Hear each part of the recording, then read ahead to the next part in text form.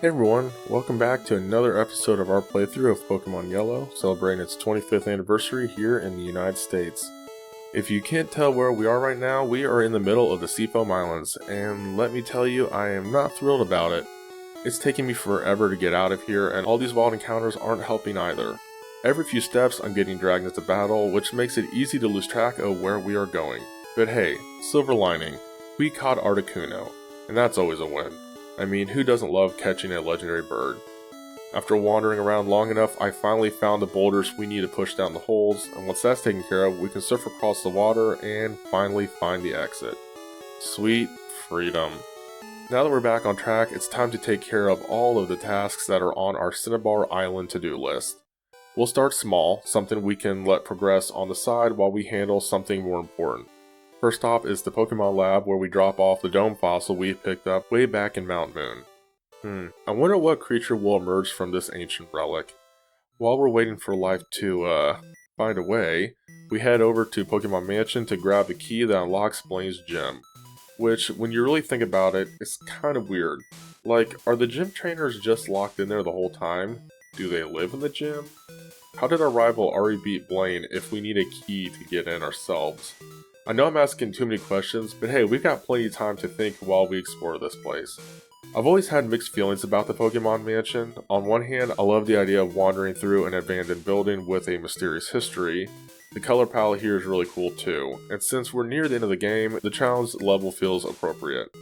But I still kind of forget which switches open which doors, and when I was younger I constantly forgot which spot of the floor you need to fall through to reach the lower levels.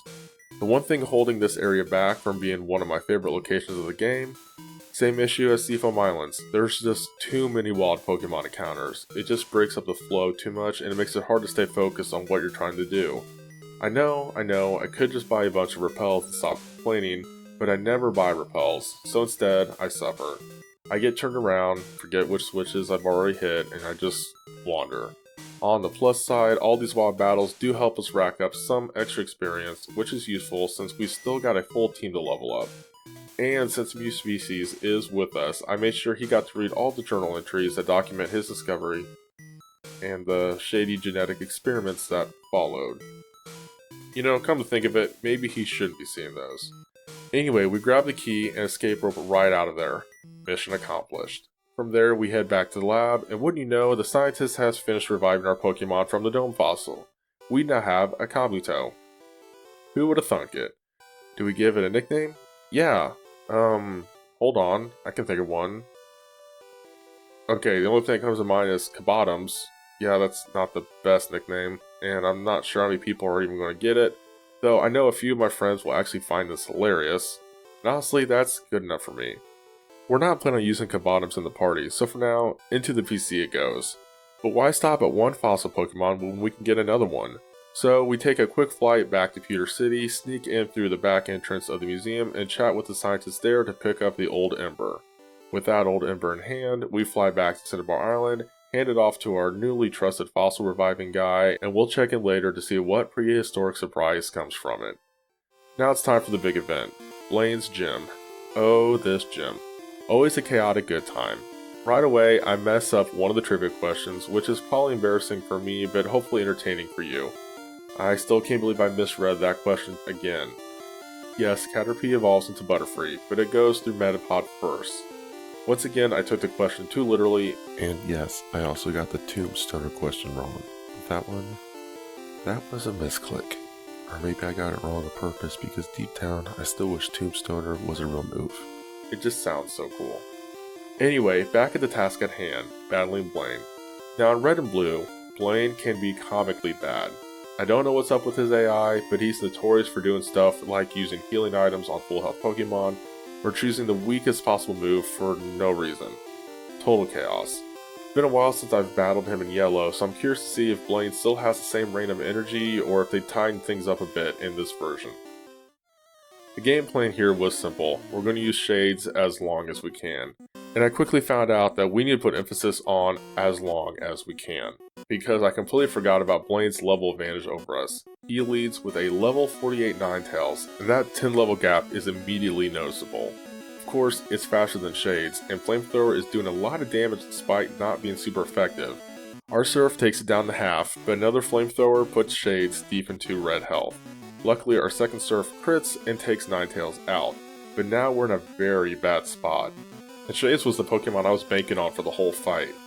Next up is Rapidash, and things should have gotten worse from here. Takedown could have been brutal, but it actually misses. And then our Surf lands as a clutch critical hit for a one-shot KO. That's right, one shot on a level 50 Rapidash. Total power move. We hit level 39, which is nice, but now Arcanine is coming out and this thing is at level 54. Yeah, we're probably cooked, except Arcanine doesn't attack. Turn 1, Reflect. We use Surf. Arcanine is still in the green. Turn 2, Reflect again, but it fails. We stick with Surf.